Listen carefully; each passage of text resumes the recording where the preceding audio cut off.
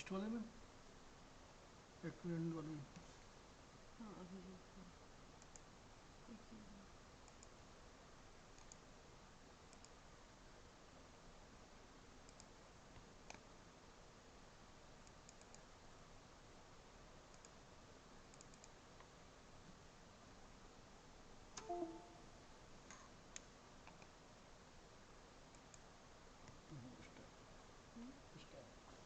कर दूँ क्या अभी कनेक्ट 2 तो नहीं बजे कर दूँ कोई फ़र्क नहीं तो इतने एडवांस भी नहीं कर सकते क्या भैया मेरे को आपका नाम नहीं पता मनोरंजन जी इसको वो नहीं कर सकते क्या पहले एडवांस से एक लेक्चर और है 31 को उसी दिन आके देना होगा पहले रिकॉर्डिंग नहीं हो सकती ना नहीं वो तो अगर आप बोलोगे तो मैं जैसे CR को फ़ोन करके ना तो मैं उनको बोलूँगा मेरा मुझे लेक्चर देना चाहती हूँ तो आप बताओ मैं उनको मैसेज कर दूँगा जैसे अच्छा तो मतलब फिर उसी दिन वो लोग करेंगे नहीं अभी आपको पहले भी करना होगा तो अच्छा ठीक है तो ठीक है नहीं तो फिर 31 सुबह ही आ जाओ या आप कर दोगे ना अगर मैं पहले नहीं अपलोड कर पाई तो आप उसी दिन कर दोगे मैं तो उसी टाइम कर दूँगा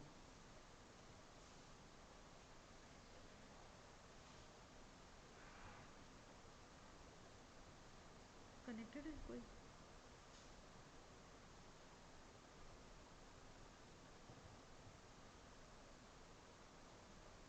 लास्ट टाइम तो हमने बस बोला ही था ये ना सेमिनार है डॉक्टर बख्शी इसके मॉडरेटर थे मेरा तो पोर्शन एक ही है तो मैं उतना लेके बोल दूँ कि नहीं है बाकी क्या करें अपना कर देती हूँ फिर मैं है ना पोर्शन 20-25 मिनट का शुरू कर दें So good afternoon everybody. So today we have to cover the seminar on acute and chronic leukemias and it was to be taken by 3 faculty Dr. Sameer Bakshi, Dr. Mahapatra and myself Dr. Rachna C. So I am hoping that the two will join but since it's time so I thought I'll just start and take the beginning. So my portion that was allocated to me was that I should describe give you some background on acute leukemias and also tell you the diagnostics of acute leukemia. So the focus of my presentation today will be I'll describe what acute leukemia is, what is the pathophysiology, and how does it present, the various presentations, typical, atypical of acute leukemia, and also the diagnostic aspect. So just to give you a background, if we look at the worldwide statistics, the annual number of cases are to the tune of 200,000. More than 80% are from the developing countries. And if we want to look at the Indian figures, then almost 50 to 60,000 children are detected annually in India. These are the figures and the Indian Academy of Pediatrics also quotes these figures. So it's basically a very big number, almost you see that 1/4 of the load India is taking of the total new cases that are diagnosed annually. And what is surprising is that cancer in children is clinico-biologically different when compared to adults. So whereas even otherwise, whereas we know the etiology or causes for most of the adult cancers, we know the risk factors. For children, we have rarely been identified the causes of childhood cancers. They are very aggressive. Childhood cancers are highly aggressive, but at the same time, they are very sensitive to the treatment that is given. Mostly it is chemotherapy and they generally respond very well to chemotherapy that is given to these children. So if we look at the spectrum of childhood cancers, then it is the leukemia lymphoma group. Commonest childhood cancers are leukemia lymphoma. If you look at the leukemia group, it constitutes almost about 30 to 40% of the overall cancers, closely followed by CNS tumors, which constitutes about 20%. Then comes lymphoma, but it is often by convention good to club leukemia and lymphoma, which constitutes about 50 to 55%. Then after this comes these other solid tumors like neuroblastoma, retinoblastoma, and tumors arising from soft tissue, veins, and gonads. So I think Dr. Bakshi has just come, so I think he'll be taking over later. So if this is the overall pie that you get, if you can see the graph, so it is the major chunk is ALL, then followed by the brain tumors. The green pie area in the pie chart that you see, it caters to or denotes the patients of acute lymphoblastic leukemia, and the light grey or the mauve color that you see is for CNS tumors. But these are the worldwide figures. But if you look at our Indian data, then what we see is that retinoblastoma closely follows our ALL patients. It could be because of the referral bias, or even the incidence or prevalence of tumors may be different, and in the times to come, maybe this data becomes more robust. So So for us it is acute leukemia followed by retinoblastoma and then the other tumors, the other solid tumors. There is another reason why we are seeing less of CNS tumors is because in most centers, most oncology centers, it is the neurosurgery unit that takes care of the CNS tumor. So therefore, we are seeing less of the patient, and that could be responsible for a lower prevalence or incidence of brain tumors. So leukemia word. Leukemia, actually this word comes from the Greek word white, leukos, and blood, myelin. So this is the genesis of this word leukemia. And leukemias are actually the most common cancers in children. And how do you define a leukemia? It is a clonal proliferation of abnormal hematopoietic cells. What do we understand by clonal? It is all the cells are derived from one cell. So it is a clonal, uncontrolled. It is not a different cells that are proliferated. It is one abnormal cell. Generally, it is said that there is a chromosomal abnormality also in the cell, and it is one clone which proliferates in an uncontrolled manner, and therefore it leads to uncontrolled proliferation of hematopoietic cells, leading to havoc in the bone marrow, spilling into the peripheral blood, and leading to a clinical picture of leukemia. There is total disruption of normal marrow function and marrow failure consequent to the clonal proliferation. And what does this result in? This results in an entire spectrum of clinical manifestations, which we will be discussing shortly. So if we look at the types, it is mainly either lymphoid or myeloid depending on the lineage of progenitor stem cells, and it could either be chronic or acute depending on the natural history, whether it is an acute presentation or chronic. So if you look at the acute leukemia, the two main subtypes that pediatric population sees is ALL, acute lymphoblastic leukemia, and the second is acute myeloid leukemia. Amongst the chronic leukemia, it is CML, which you are all familiar with, which is a common neoplasm or hematological malignancy you see in adults, and the other close mimic in pediatric population is juvenile myelomonocytic leukemia, somewhat you can say a mimic of CML in the pediatric population. So now I thought this I would want to discuss. This shows the normal development of blood cells. So this is normal development. See, so all blood cells start at the or come out from the bone marrow, that is the stem cell. So if you look at this first set of this diagram, so it shows you a blood stem cell, which the genesis of all blood components is the blood stem cell, which is present in the bone marrow. So it leads to two main subtypes. One is the myeloid lineage and the other is the lymphoid lineage. So if you see the lymphoid stem cells from the blood main stem cell in the marrow, this will ultimately lead to lymphoblasts, which could be normal, and then which will ultimately lead to your WBCs, which are further of three major subtypes: B lineage, T lineage, and natural killer cells. Go to the other arm, the myeloid stem cells. Just follow the diagram. So the myeloid stem cells are responsible for platelet population, red blood cells, and some of the WBCs, the myeloblast and the monoblast. Okay, so that is also your WBC population is derived from both myeloid as well as your lymphoid stem cells. And abnormality at the myeloid and lymphoid stem cell will lead to your leukemia. So that we'll see later. Go to the right side. This is a better representation of the description that I just gave you. So from the marrow, you have stem cells, you have lymphoid and myeloid stem cells, then ultimately they will produce your cells of platelet, erythrocyte, and WBC series. If it is in a controlled, systematic way, you get a normal blood picture, which is shown to you with some platelet clumps, plenty of RBCs, and various WBCs. Okay. So how does leukemia occur? What happens in leukemia? So that previously what I told you was systematic, controlled division of cells. If there is some stimulus by which this goes haywire and abnormality sets in, there is a clonal proliferation.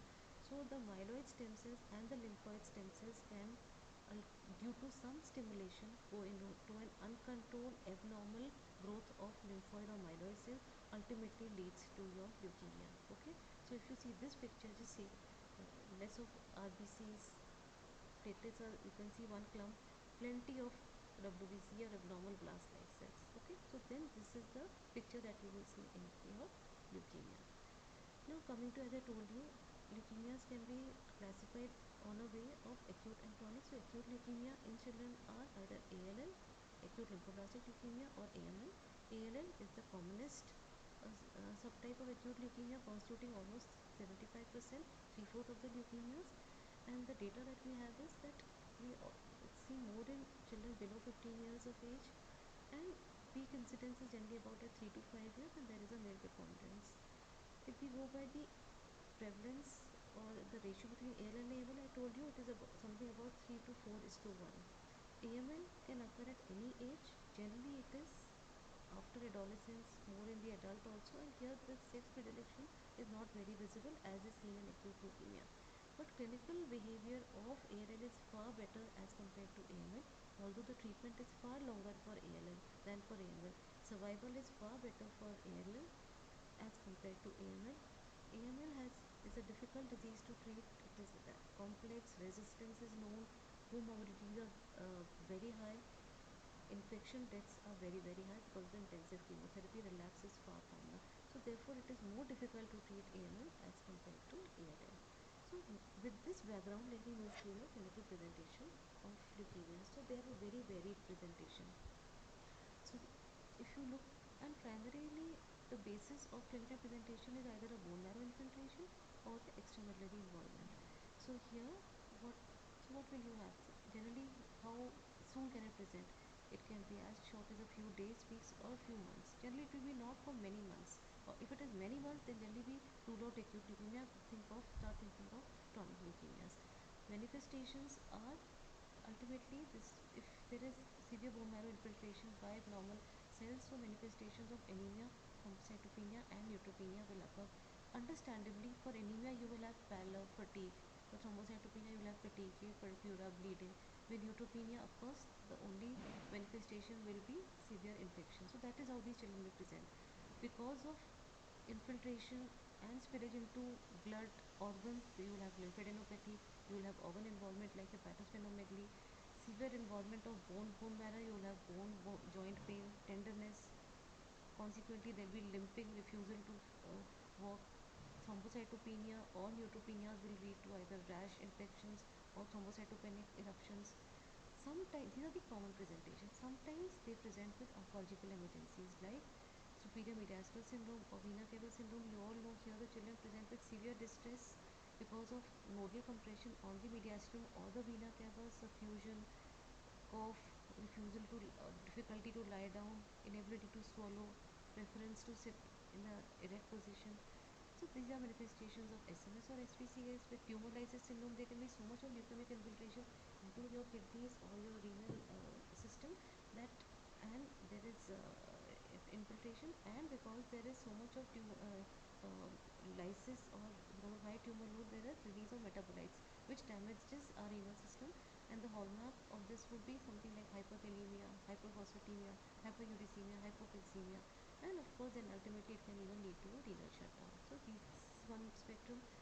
Another could be a CNS manifestation where it could be something like a stroke, seizure, behavior abnormality, nerve palsies, facial nerve palsy, promoter neuron type, visual disturbances. So all these could be presentation. Your counts could be very high, hyperleukocytosis, something like counts over 100,000, which is known as hyperleukocytosis, and it could lead to problems in the brain due to stasis. It could lead to tachypnea due to stasis in the chest, in the pulmonary parenchyma, and other manifestations could be CNS involvement, as I told you, stroke, palsies, bleeds, and sometimes they can also have a testicular enlargement.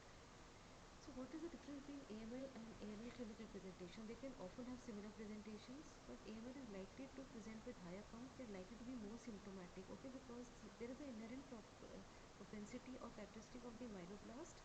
There is an increased stickiness of these blasts, so they are likely to cause more damage. So they generally would present with higher counts, and there would be increased tendency for stickiness, sludging, increased leukopenia will occur in the vascular system, and brain could be compromised, circulation is compromised, they'll have seizure, features of raised ICT, bleeding, then their lungs could be affected. There are higher incidence of infections in AML, but on the other hand, less of lymphadenopathy, which is more a feature of lymphoid leukemia. Bleeding tendencies are more common with AML, more aggressive. Some could even present with a DIC-like picture.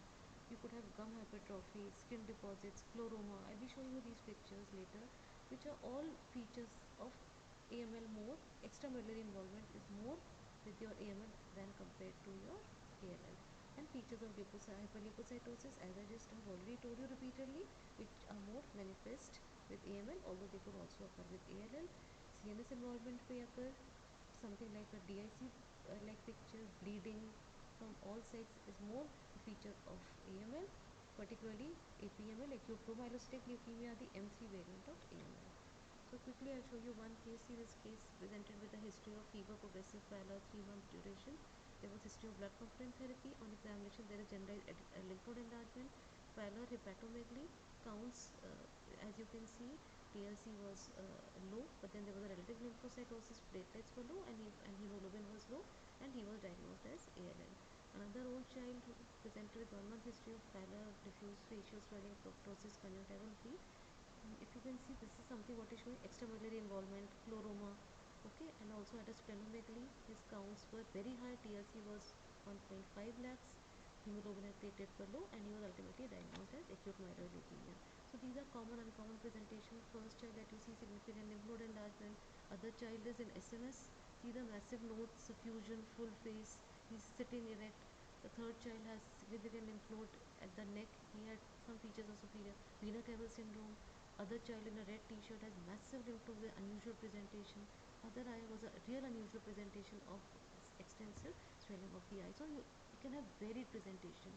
For AML, I told you gum hypertrophy, this girl child. Then other child has, the girl child in a black t-shirt has a chloroma. Lower child has chloroma and bleeds. The fourth child below the black t-shirt one has subconjunctival bleed. So these are the varied presentation of leukemias. If you look at the etiology, the second portion, there are actually unknown for acute leukemias in children. However, there are certain risk factors which could be either genetic or environmental. Genetic, most common is Down syndrome, and you see two children, both here are patients diagnosed as AML. The lower one was acute promyelocytic leukemia. The first one was M7 variant of AML. So both of these children are our patients. Other genetic syndromes like Fanconi anemia, Schaumann-Diamond, Bloom, petechia ectasia, immune deficiencies, SCID, all these neurofibromatosis, all these are genetic disorders which pose a risk. These are risk factors, not the causes but risk factors. A lot of environmental risk factors are ionizing radiation, alkylating agents like cyclophosphamide, ifosfamide, platinum, procarbazine, etoposide, nitrogen mustard, benzene, infections. All these predispose to a neoplasm, and with these chemotherapeutic agents, it is generally a second neoplasm that the child is likely to have once he has been exposed to these. So these are risk factors that you should be aware that these could be responsible for a leukemia. Now the third portion is which was allopathic universe diagnosis. So what is our approach? Just understand the basic concepts. You can all read in your books. Dr. Okidai also have almost written the entire lot that I'm going to discuss. So your history is very important, and your clinical presentation similarly. So how acute is the illness? Is it a few weeks, months, days? If it's very long, 8, 9 months, 1 year, of course you think of something as CML, not acute leukemias. Symptoms, what are they? If it is, if the child has fever, body pains, does he have limb pain, pallor, lymph node enlargement, does he have respiratory feeding difficulty, any neurological symptoms, dysuria, is there history of blood component therapy?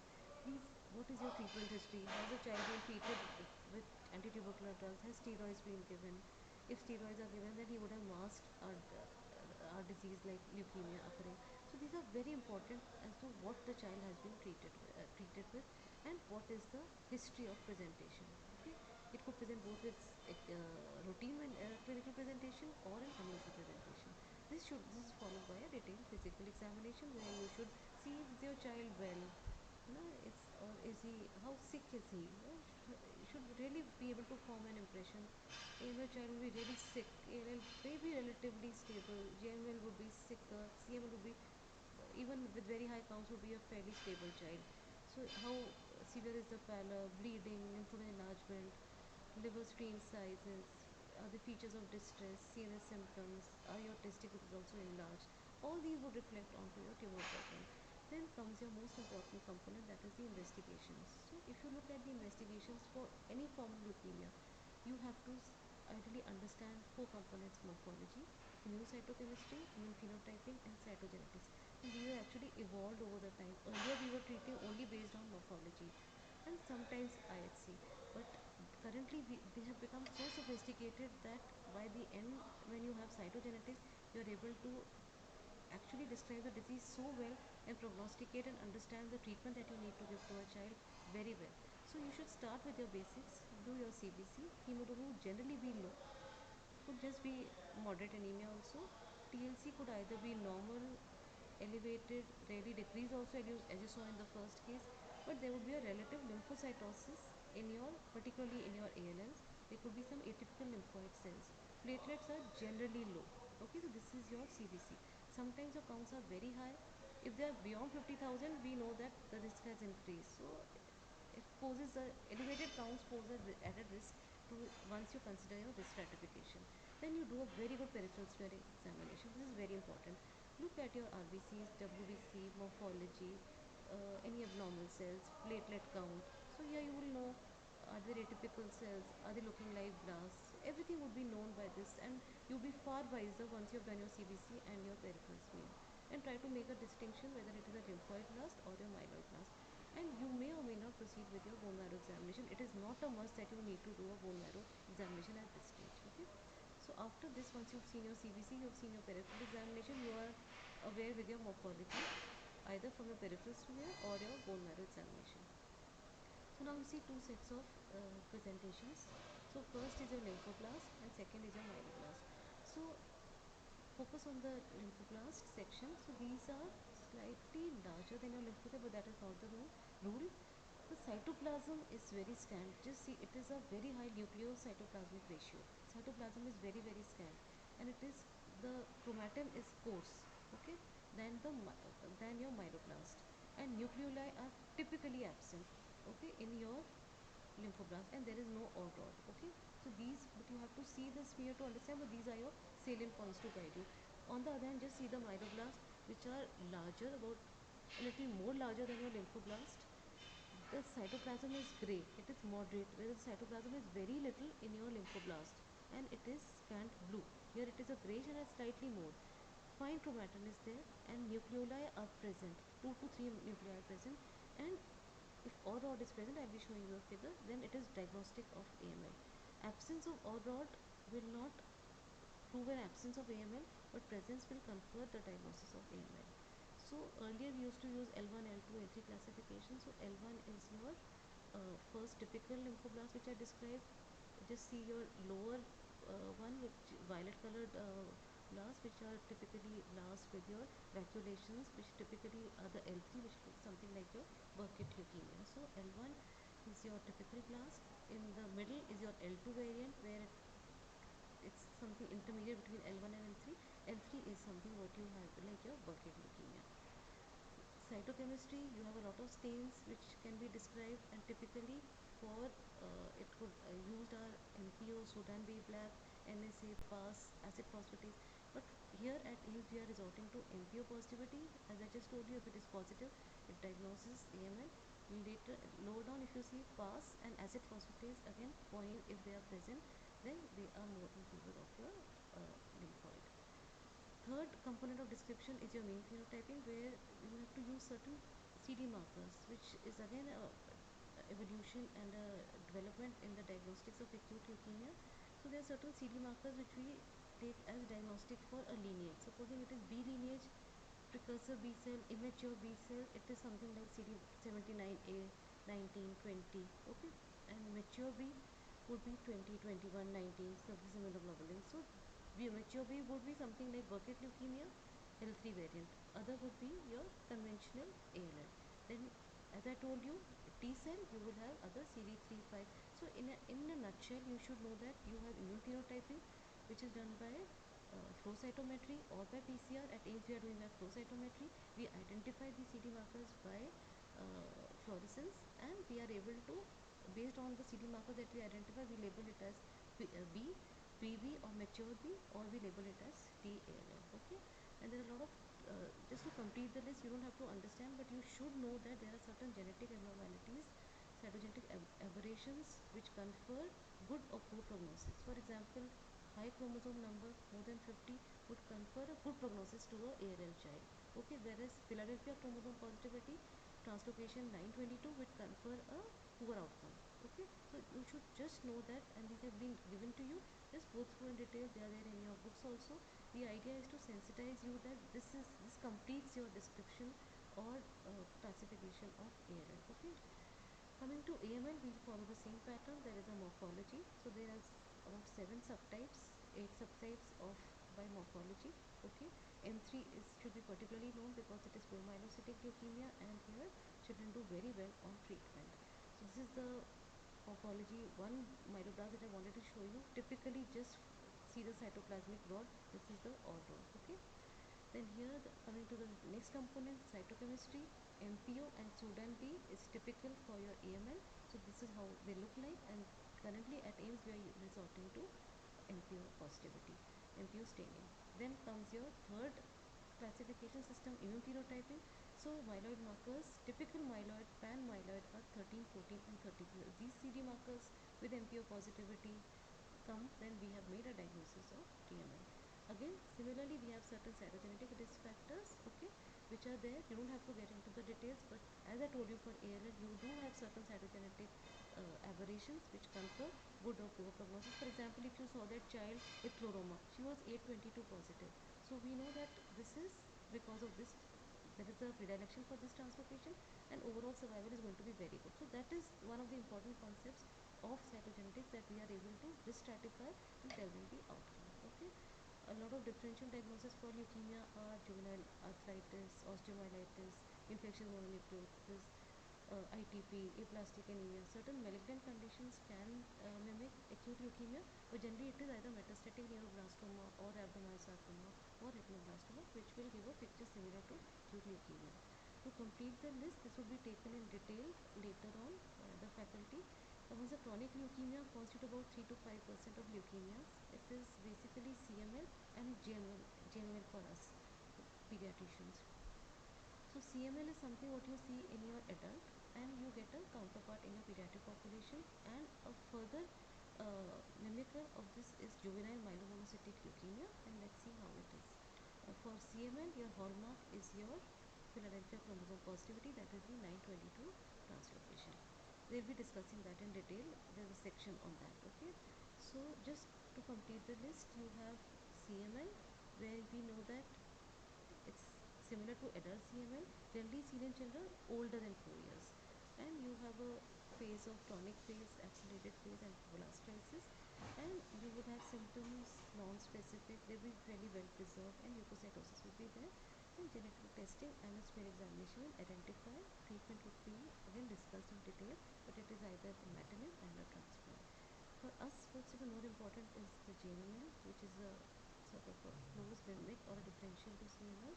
Seen in infancy, children present with lymphadenopathy, pallor, organomegaly with some rash, and leukocytosis, and it has a very poor outcome. There's a lot of genetic associations with that, molecular abnormality, and only treatment option is a transplant. So we had this child, if you can see, massive sphenomegaly, high count, basopedia, diagnosed as CML, was put on imatinib.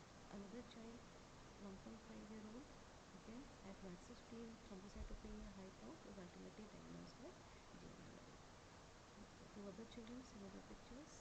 So this completes your how we diagnose. The hallmark is history, physical examination followed by investigations. Again, ultimate aim for detailed evaluation is that it facilitates stratification for better outcomes. So this, thank you. And so this is, first is a normal smear, and second is for a leukemia. So I think now it will be taken up, the second portion will be taken up by Dr. Sunil Bakshi. Thank you.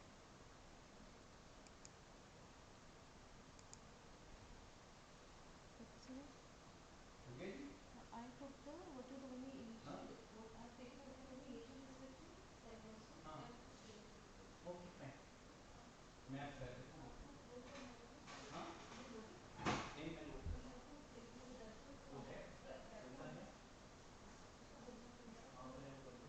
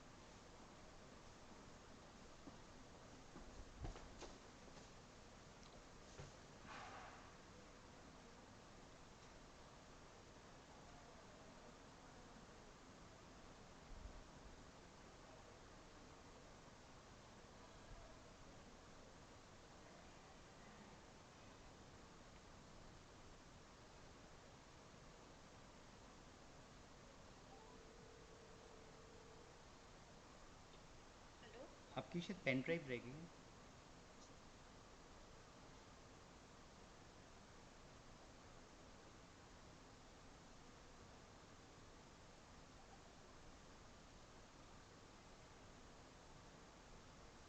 हाँ जी भैया, जरा इसको load करा दो जरा।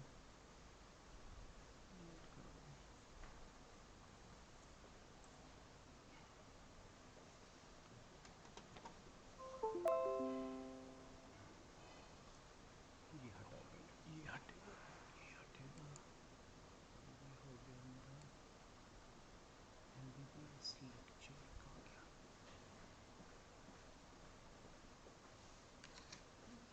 Okay,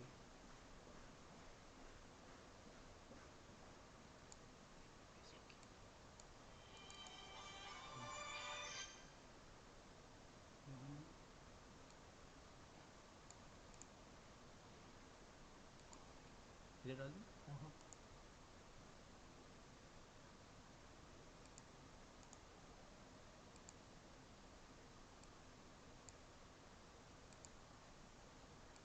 ठीक है। अब क्या करूँ? कौन सा खोलना पड़ेगा? पहले ये वाला। स्टूडेंट्स में 4 थे सर। ओके, तो अगर इंटरेक्शन को कुछ है, वो है सिस्टम? सीधा आपका पूरा मेरे पास पूछ नहीं, नहीं, उनको कोई क्वेश्चन पूछना है, वो सिस्टम वही नहीं, अभी नहीं, वो तो कोई पूछा तो बाद में। वो सिस्टम नहीं है कि वो पूछ सकते हैं। ऐसा नहीं, सिर्फ बोलना है। और उनको उनकी डाउट भी आती तो कोई वे नहीं है पता करने का। वो बाद में पता करेंगे, अभी कोई बात नहीं। अभी कोई वो नहीं, अब बस चालू लाइव है। सर, लाइव है। अगर वहाँ से कोई डाउट है तो नहीं पूछ सकते अभी कुछ नहीं। ठीक है। और अभी कितने बता देंगे?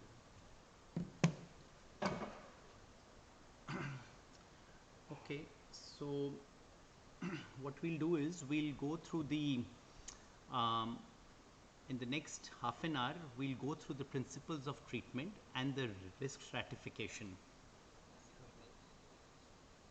ये लोग हैं सर, अभी 6 लोग हैं, 6 ठीक लोग। है, okay, fine. So what we'll do is since I'm not able to see and interact, I'll continue with the presentation. In your first presentation, you must have been exposed that what are the common presentations, and I'll just briefly go over it. Essentially, the presentations are hematological because leukemias affect the bone marrow. So if the blood counts, the TLC may go up or down. If it goes down or up, in any case, the neutrophils are low. Patients may present with fever. Platelets being low, patients would present with bleeding, and obviously if hemoglobin is low, they would present with anemia. They may have lymphadenopathy or enlargement of spleen or the liver. There are 3 points which I want you to know additionally. One is testicular enlargement. This must be checked in every male who presents with leukemia. Then there are 2 other features which would actually tell whether the patient may have an AML.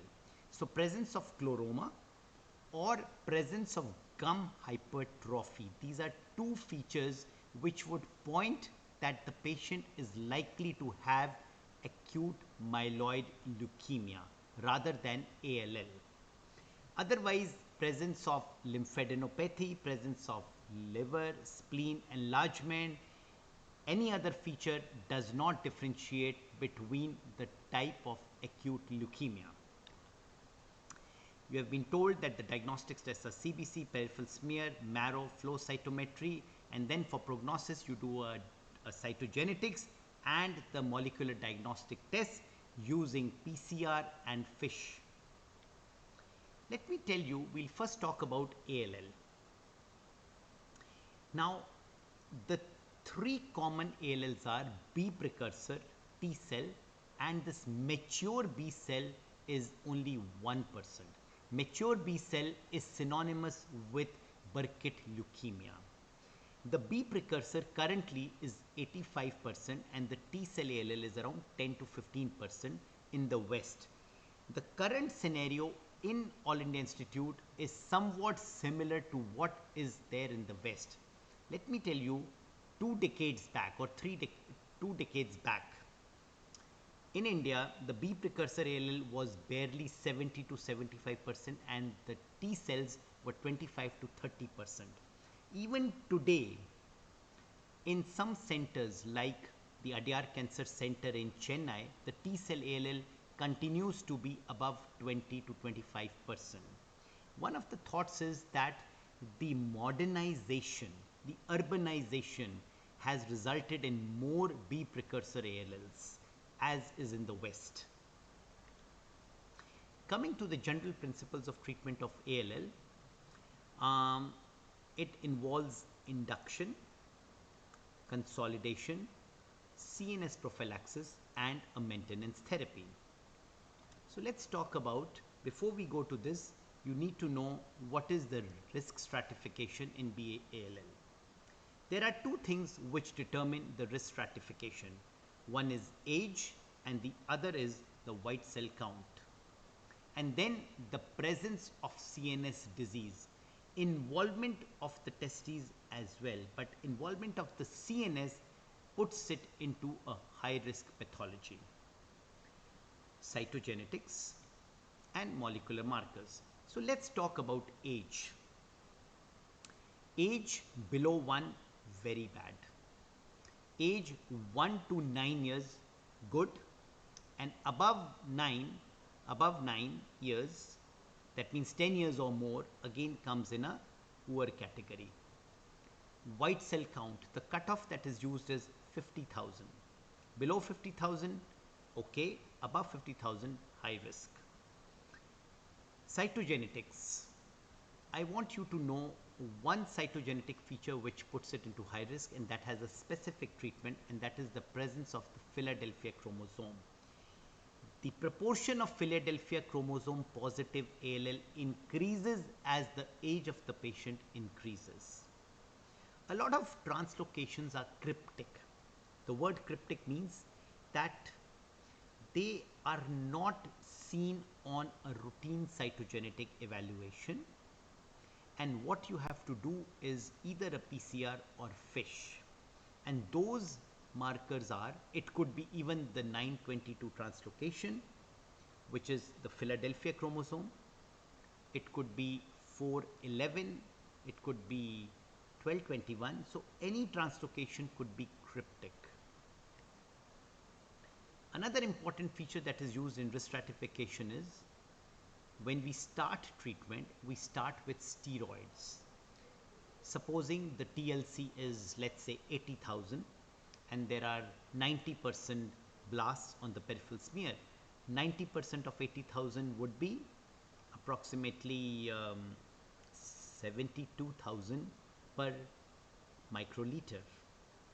So when you start steroids, you look at this blast count on day 8. If the blast count comes below 1,000, that is considered as a good response. If it is above 1,000, then it puts it into a high risk category. The other additional test that we do is, after 4 weeks of treatment, we look at the minimal residual disease. In any case, we do a bone marrow, but we also now look at minimal residual disease, which is done by flow cytometry. So at initial presentation, two things are used. The NCI risk category, which is based on age and white cell count. Age below 1, age above 9, high risk. White cell count above 50,000, high risk. If any one of these features is present, it is high risk NCI, that is the National Cancer Institute risk category. And after 1 week, when you categorize, you use the features, the clinical features, the NCI risk category, cytogenetics, and the steroid response. And after induction, MRD. Let's come to now drugs used in induction. Steroids and vincristine. There are 4 drugs that we use: steroids, vincristine, daunorubicin, L-asparaginase. Use of 2 drugs, steroid and vincristine, almost above 80% of patients would go into CR. If you add two other drugs, daunorubicin and L-asparaginase, you can expect a CR rate of more than 95%. But please remember, as you add more drugs, there is more toxicity as well. The bone marrow is generally performed at the end of 4 weeks. And when we perform the bone marrow, we look at two things. One is morphology. If the blasts are less than 5%, it is remission, morphological remission. In addition, you do flow cytometry for MRD, which is minimal residual disease. And the minimal residual disease is detected up to 1 in 10,000 cells, which means you can get an answer the blasts are less than 0.01%. Since steroid alone decreases the leukemic load and induces CR, one of the important messages that I want to give you is that indiscriminate use of steroids for fever, thrombocytopenia like ITP, anemia, undiagnosed anemia, and or arthritis should be strictly avoided. Please remember, arthritis, joint pains, bone pains are also features of acute leukemia. If inadvertently or indiscriminately a physician uses steroids for these manifestations, one could be erroneously undertreating an undiagnosed acute leukemia. Hence, avoid indiscriminate use of these drugs in these presentations. After induction, the patient goes into remission. The question is, if you stop therapy, then the median time to relapse is 1 to 2 months. Almost everybody is going to relapse. So the aim of consolidation therapy is that any residual leukemic cell, even below the MRD detection level, you eliminate that and you prevent emergence of resistant clones. And in order to do that, this period of treatment or consolidation varies from 3 to 6 months depending upon the risk stratification. Multiple drugs are given at shorter intervals to maintain dose intensity so as to achieve maximum cell kill and avoid development of resistance. So what are the drug options for intensification? We have methotrexate in intermediate or high dose. Same drugs as what we used in induction are reused. You could use cyclophosphamide, cytosine arabinoside, and high dose L-asparaginase, and a combination of all these depending on the risk stratification. For CNS prophylaxis, one would always use intrathecal therapy, and that is with methotrexate. In the past, CNS radiation was used for prophylaxis as well, and the dose used was 1200 to 1800 GY. And if there was CNS involvement, we used a higher dose. The problem is, if you use radiation, it affects the brain functioning. It is true that with prophylaxis, one would achieve a relapse rate which is now less than 10% in the CNS. But side effects of radiotherapy are neurocognitive defects, and these defects become profound if the age of the patient is below 3 years. Hence, if the age is below 3 years, one would avoid radiation as the brain is growing. Alternatively, high-dose methotrexate can be used as CNS prophylaxis in place of cranial radiation. After the consolidation is done, we use maintenance therapy. Again, if you stop maintenance, if you don't use maintenance, you stop after 5 to 6 months of treatment, almost everybody is going to relapse. And the maintenance therapy involves 2 oral drugs, 6-mercaptopurine and oral methotrexate. They are given by mouth and they are continued for a period of 1.5 to 2.5 years. Our endeavor is that all patients during this period should be as normal as possible. That means if it's an adult, he or she should be attending his work. If it's a child, he should be attending school. If it's an adolescent, he or she should be going to college. About 20 to 30% of all patients who are treated for ALL relapse during or after completion of maintenance treatment at some time point. That means 70 to 80% of patients would actually would be okay and will not relapse. It is uncommon for a patient to relapse 4 years after completion of treatment. In general, if the CR duration, if the patient is in complete remission for 5 years, the patient is considered as cured. Let's have a look at outcome of ALL. Infant, I told you, very bad group. It is less than 20%. The infants have a specific translocation, that is involvement of the MLL gene, which is there on the 11th chromosome, 11q23. That's where it is localized, and that's a very bad type of ALL. The good risk B precursor ALLs could have outcomes above 80% and sometimes even above 90%, some of the very good risk ALL. The high risk B precursor ALL, which means patients with Philadelphia chromosome or who have CNS involvement, would generally have a long-term survival of around 50%. The TALLs are now also acceptable. They have a survival of around 70%. We will now shift gears and come to acute myeloid leukemia. We have good, intermediate and poor.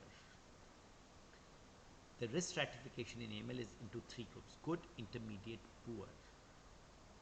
It is nice to know what the stratification is, but treatment wise at the moment it doesn't alter as much.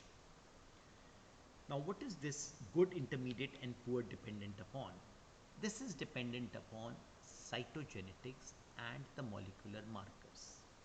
If you remember your Robbins textbook, and I'm sure it's there in your Davidson and Harrison as well, AML would be divided into these categories based on cytogenetics and the molecular criteria. I want you to know few translocations which are good. 821 is considered good, 1517 is considered good, and in fact it is a different type of AML which is AML M3. Inversion 16 is again good. In the molecular markers there are many, but I want you to specifically know 2 molecular markers. One is FLT3 ITD, that is internal tandem duplication, and the second is NPM1, nucleophosphine 1. FLT3,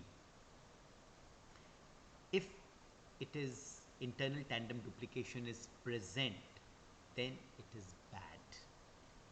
Now we even have a marker for the FLT3 internal tandem duplication. We have a drug to target this mutation, this molecular pathology if it's present. NPM1, if it's mutated, it is good. So FLT3 ITD presence is bad, NPM1 mutation is good. Then you have the monosomies. The monosomies are the bad ones, the poorest one. Supposing there is no translocation, no pathology, no translocation, it would be intermediate risk. For the treatment of AML, you need to remember essentially 2 drugs. You have an anthracycline, which is the commonly used as donomycin, and cytosine arabinoside. You may or may not add a 3rd drug, which is etoposide. And in induction, you use only these 2 drugs, anthracycline and cytosine arabinoside. You assess after 4 weeks. whether the patient has gone into remission or not. If the patient has not gone into remission after the first induction, you will still not call it refractory. You would give the patient another induction, and only after the second induction, if the patient has not gone into remission, only then you would say that the patient is a failure. The regimen that is used is 3 plus 7. Why is it called like that? Because you give 3 days of anthracycline and you give 7 days of cytosine arabinoside. Once the patient goes into remission, what to do? Then you give consolidation therapy with high dose cytosine arabinoside. Now when I say high dose, it is not used in small amounts, it is used in grams. And the dose that is used is 18 gram per meter square per cycle. The way we use it is 3 gram per meter square twice a day on alternate days, on day 1, day 3, day 5. So 6 doses of 3 gram per meter square each, which comes to a total of 18 gram per meter square. And you give 3 such courses. Now, AML, if you look at AML, it may appear simple in treatment because there are only 2 drugs, but in terms of outcome, the remission rates are averaging around 70 to 80% depending on the age and the risk category. And after treatment, the relapses happen in almost half the cases.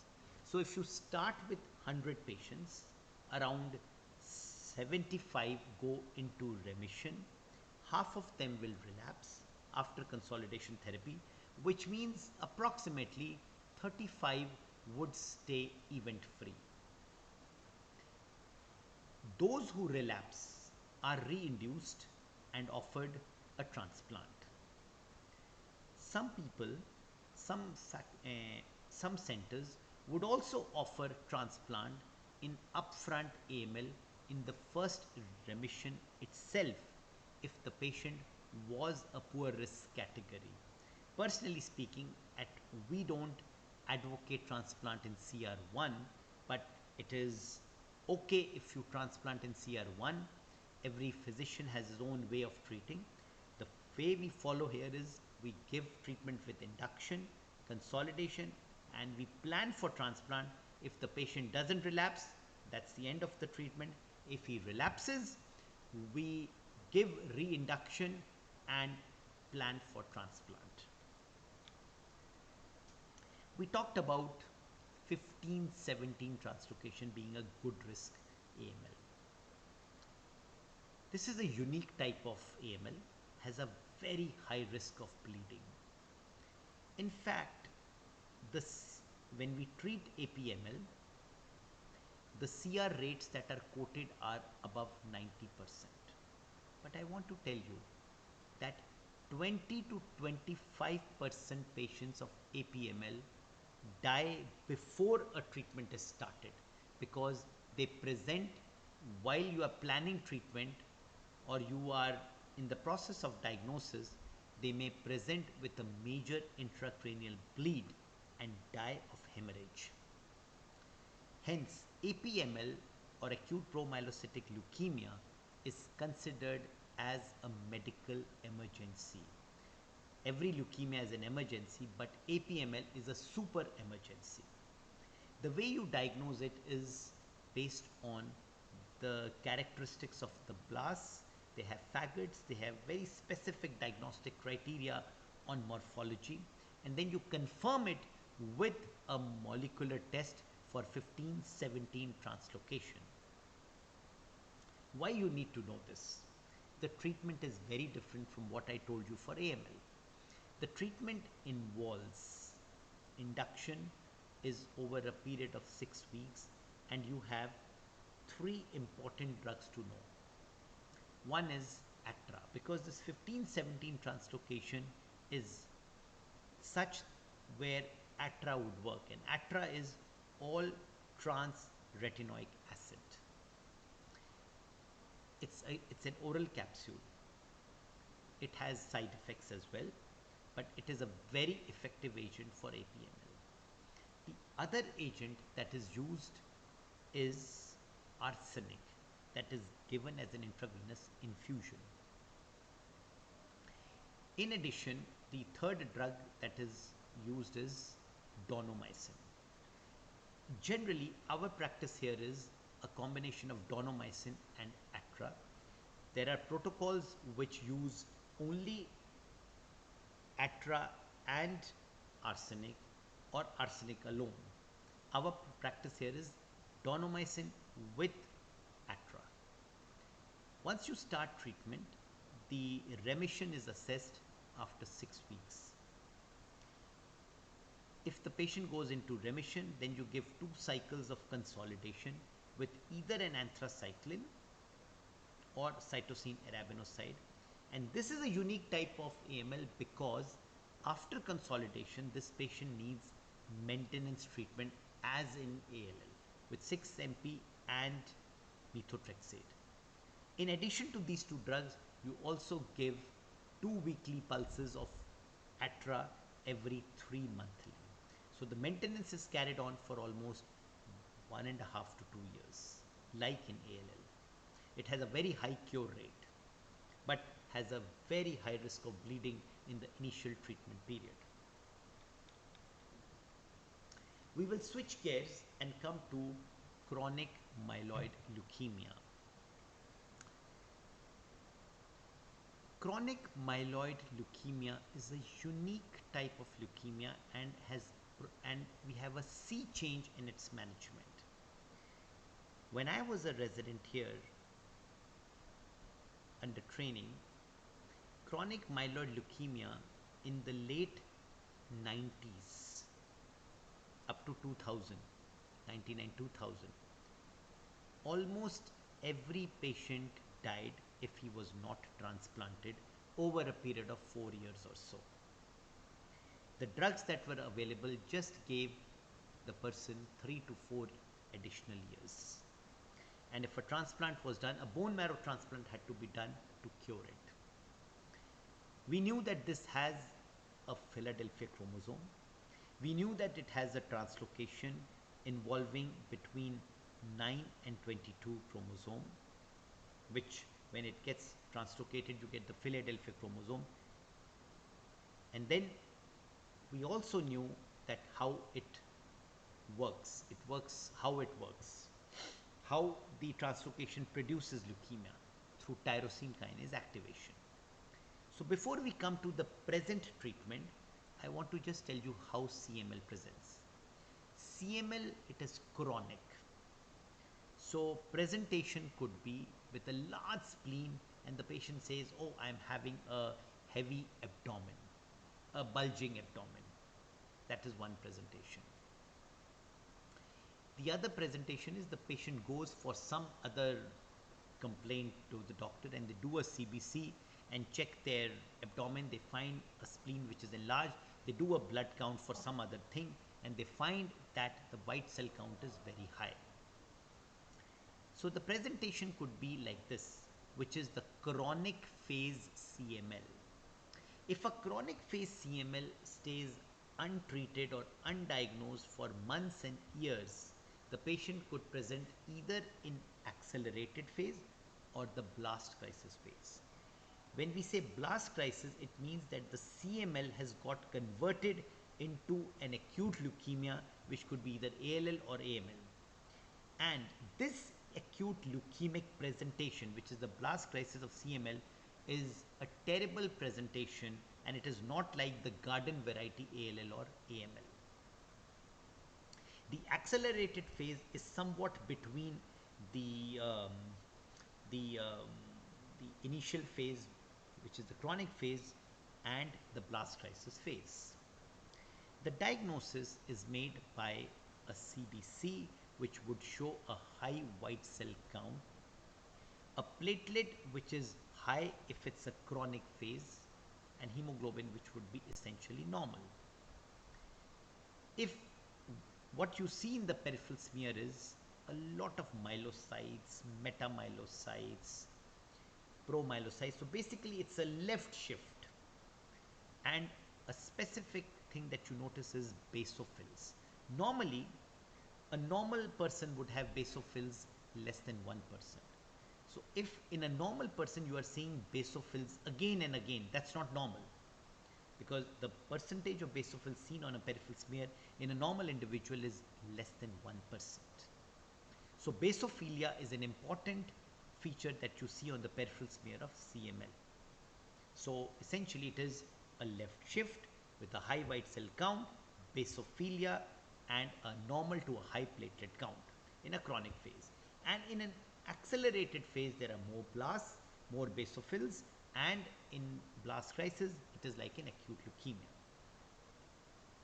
Then you do a marrow, and marrow, if you do an aspirate, you will find all the left shift and it will be positive for the Philadelphia chromosome. It also results in bone marrow fibrosis. The treatment. Let's come to the treatment now. The change that came was related to this drug, Gleevec, which is the trade name, and the drug name is imatinib. This drug came almost 19 years ago, somewhere in 2001. And this is how it acts. If you see this cartoon, the BCR-ABL has a kinase domain where the substrate binds, gets phosphorylated, gets activated by phosphorylation, and results in tumor cell proliferation. If this site, kinase domain, is blocked by a tyrosine kinase inhibitor, which is imatinib, the tumor cell proliferation would stop. And that's how imatinib acts, and it's a tablet which one takes by mouth. So this drug has now been there for 20 years and it has brought a sea change. Even if imatinib fails, now we have second generation tyrosine kinase inhibitors like nilotinib, dasatinib, and now bosutinib, ponutinib. So lot of drugs have come after imatinib in the same second and third generation TKIs. I want you to focus on this interesting current status of CML, how life has changed, how life expectancy has changed with imatinib. Go back to 1980s and 90s. You can see the graph that it was almost 15 to 20 years lower than the ordinary general population if a person had CML. Look at the outcome after 2010. With imatinib, the lifespan is becoming almost like that of the life expectancy is almost like that of the general population with a tablet by mouth. That is the impact of this drug imatinib. How to monitor treatment once you start imatinib, and you will look for three things. Hematological remission, that means the blood counts will normalize. The cytogenetics, the Philadelphia chromosome, if it was there in 90 or 100% of the metaphases, it would come down to less than 10 and then to 0. And the BCR-ABL transcript that was seen, it is monitored by a real-time PCR. So that also comes to 0. Now people are also even contemplating, and in fact they do it, if the patient is in molecular remission for more than 2 years, one can consider stopping imatinib. Please remember that almost half the patients will relapse if you stop imatinib. Hence, and the relapse happens in the first 3 to 6 months after stopping imatinib. Hence, the real-time PCR for BCR-ABL needs to be done every 6 weeks to every 2 monthly in the first 6 months and continue up to a year to detect a relapse if you stop the drug.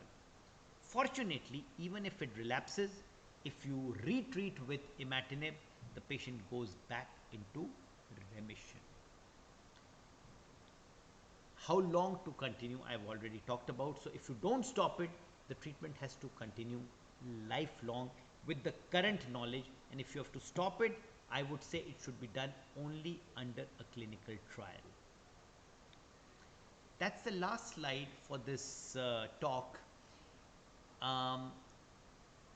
We were also thinking of presenting CLL to you, but we noticed that you have an added lecture on CLL, which is there probably next week, which is combined with myeloma. So that will be covered, the chronic lymphocytic leukemias will be covered with myeloma probably a week from now. I'm not sure of the exact date. We have a half an hour, 40-minute interactive session with various case scenarios, but I think because it's an interactive session, it will be tough to conduct where we cannot ask questions, because it's totally an interactive session that is there. So unfortunately it cannot be done unless until we have a direct communication. Since the system doesn't allow us to take doubts, when things get better, you can come and meet me for doubts. You can send your queries by email. My email is sambakh@hotmail.com.